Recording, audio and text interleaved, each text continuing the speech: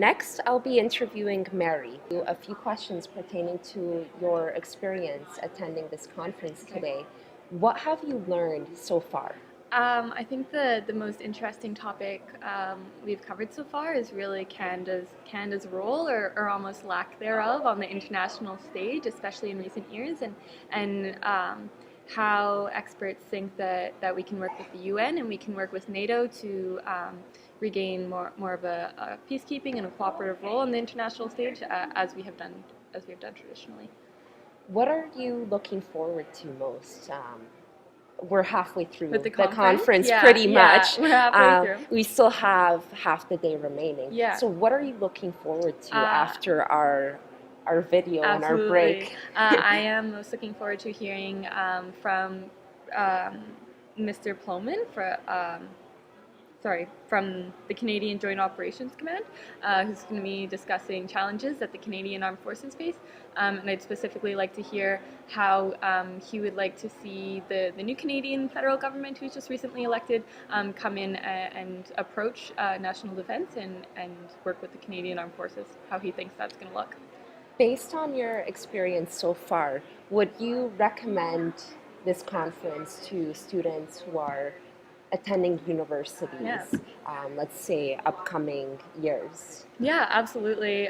One of the most important things about university, classes are kind of half of it, but if you're not willing to step out of the classroom and get some first-hand experience and get different perspectives, then you're really not doing yourself justice and you're not doing your degree justice, because you're only doing half the work.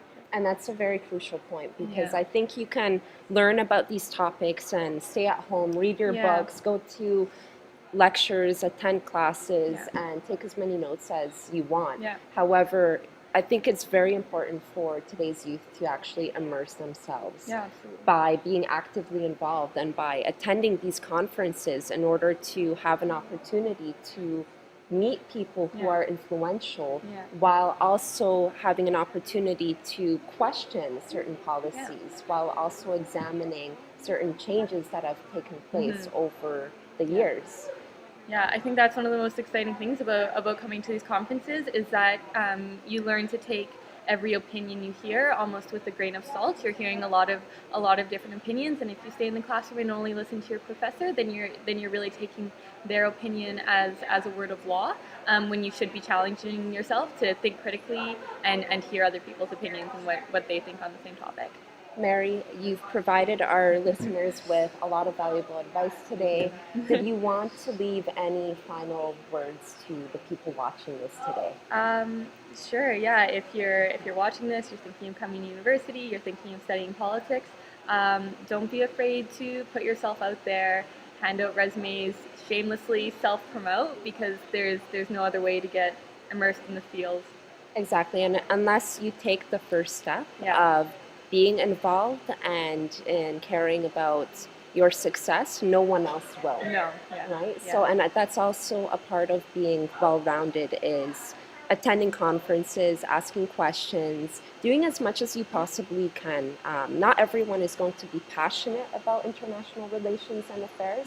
However, for those who are, or for those who even want to obtain information about these issues, I think you're doing yourself an injustice if you ignore these issues and if you don't care about what's happening around the world today. So I can say that so far I'm really enjoying this conference. I've had an opportunity to network and meet a lot of the people who are guest speakers, and as you can see, you mentioned someone that you're looking forward to hearing soon. I've enjoyed everyone's speech up to this point, and I'm really excited, and I'm looking forward to hearing the rest of these speeches. Absolutely.